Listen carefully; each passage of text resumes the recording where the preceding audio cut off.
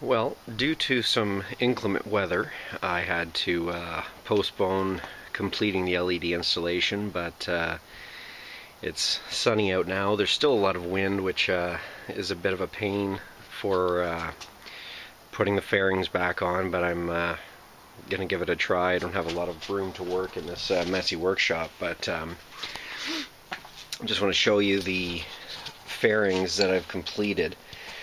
So what I did is put some of this HVAC metallic tape over top of the wire where it goes the closest to the exhaust pipes, and I'm hoping that will help reflect some of the heat, and it also helps cover it up a bit more where it is nearest to the ground, so it'll keep the wire in better condition longer, hopefully.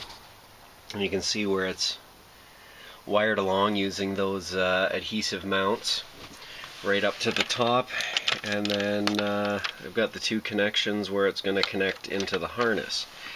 I also removed that section of foam to allow the LED strip to adhere directly to the fairing.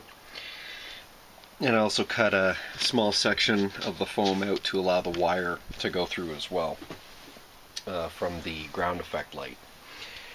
Now, due to some poor planning on my part, I didn't factor in the light that's going underneath the front in my harness. So here's my harness.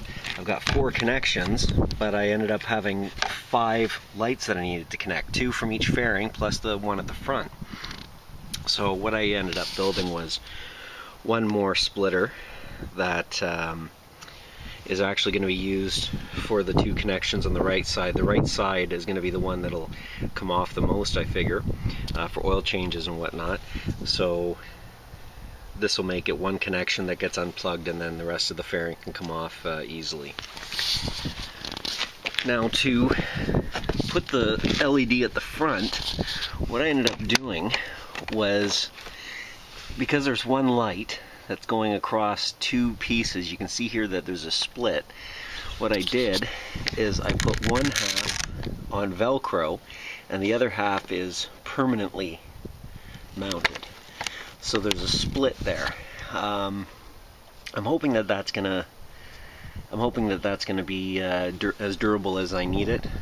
But I really didn't have much of a choice, because the other lights, I didn't want to cut them down, and wiring an extra wire I just thought was unnecessary.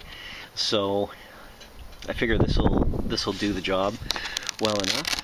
I've got this Velcro that's attached on, and once again I used that adhesive promoter, which was definitely a good buy. I can tell you that the adhesive for these LED lights has gone on much better, and they're very secure after a day or so of curing.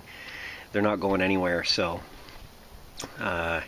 definitely when you're buying this kit, buy a few of those packets. I'd say about 3 or 4. I used 3, but depending on how you're going to be installing yours, you might want to get that extra one.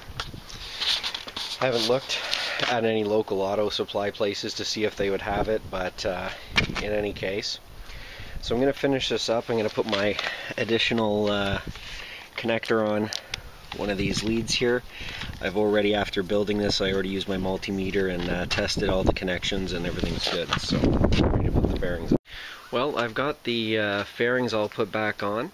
The wires are all connected, and everything looks good. You can see the one wire from my harness here that's going along with the other wires up into the front, and then the actual harness is tucked up inside, so you can see there's not a lot of wires just hanging around.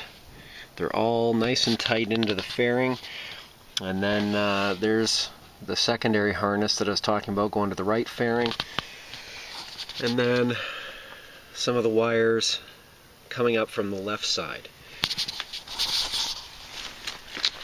And underneath I've got no wires hanging down. You can see that that front LED that I was talking about that is partly velcroed, partly glued on.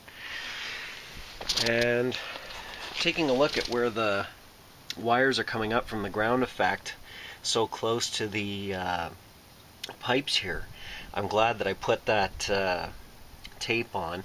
I know that if you are looking directly at it, then it's going to look a little funny, but you know, generally looking at the bike, you're not going to notice it too much. But I'm hoping that that will help protect the wires from the heat coming off the exhaust. When the bike is traveling, obviously the wind is going to help keep that area cool. But again, it's just an extra little step that I did to hopefully extend the longevity of the lights. So I left the seat off. You can see that there's no wires hanging out. That harness is going up under the tank, and then I removed this, just popped this out. This is just a pop that sits in a little pin there, and then you can remove this section here, which I popped off, and then there's one screw that's holding it on up underneath where the fairing goes, and so the wire has been run along with other wires up behind the frame, so you can see it comes out there. And again, when it comes into the box here where the control box is, it's running along with other wires and clipped underneath where the other wires are clipped, so everything looks nice and clean. And the rest are all tucked in to the space there beside the battery, including the control box. So I'll throw the seat back on. One thing I should mention that you want to do is make sure, if you are doing wiring like this up into the front, that you want to test your steering. Make sure that the wires, I'm not going to do it right now because everything's stationary and I don't like dry turning the tires in place, but obviously you want to make sure that you have the full range of motion, that the wires aren't caught up on the steering column at all, interfering with your steering or pulling the wires. So I'll wait till it's a bit darker to show you how the lights actually look, but I'm pretty happy with the install, and I think that once I turn them on after the sun goes down, it's going to look pretty good. Alright, so it's dusk now, so this is a perfect time for the lights, and let's have a look. So that's how the lights look. You can see the ground effect lights, put a nice spot on the ground, and the tail section looks good. Under the fairing, there's just, it's not really bright because of the angle, but it just lights up the engine compartment enough. Gives a little bit of light to the top of the steering column.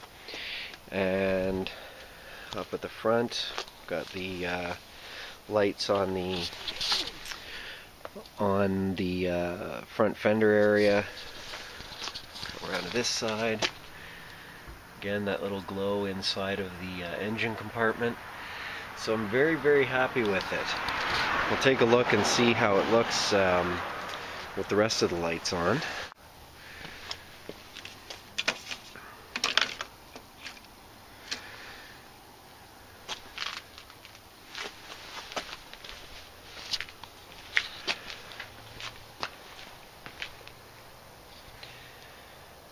So I think it looks pretty darn good. I'm very happy with the look of it.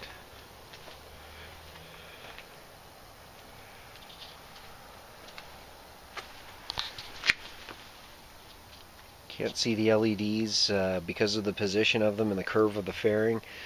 You can't see the LEDs on the ground effects directly. You just get that glow off the ground, which is nice.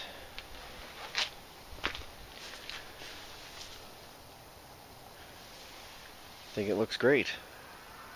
So I'm just going to cycle through some of the colors here while I talk about a couple of the points about these lights.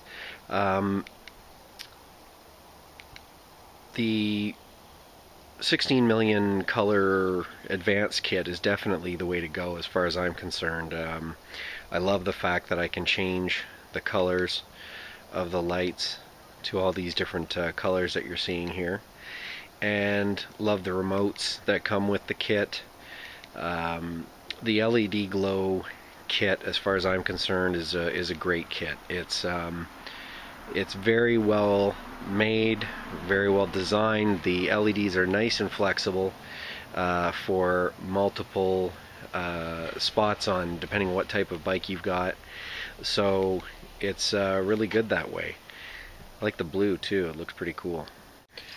So one thing I should mention, being in Canada, the only issue I had with getting the LEDGlow kit over here was that I had to pay brokerage fees and duty and whatnot, and it ended up adding about another $65 onto the kit, so just be aware of that.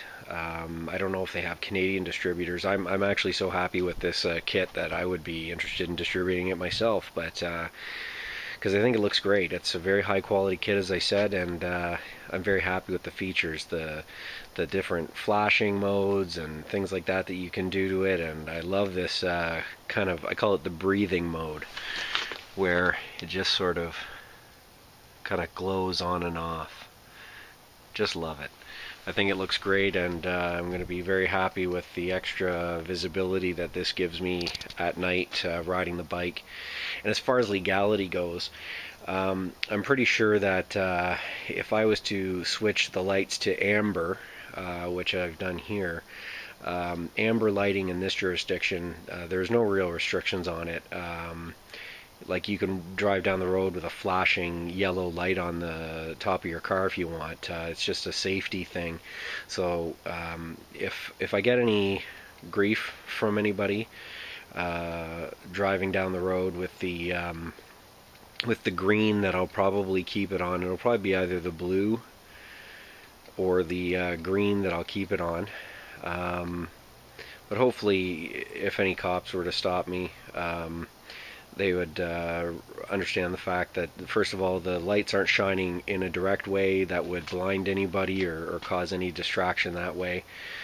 You know, it's just for added visibility at night, and I like that. So thanks for watching, and please feel free to leave comments if this videos helped you at all with your install. If you have any questions, I'm also happy to answer those. And I left the link for where I got those LED connectors. Make sure you get 4-pin connectors, not the 2. I left the link for that in part 2 comments. But that's it. Thanks for watching.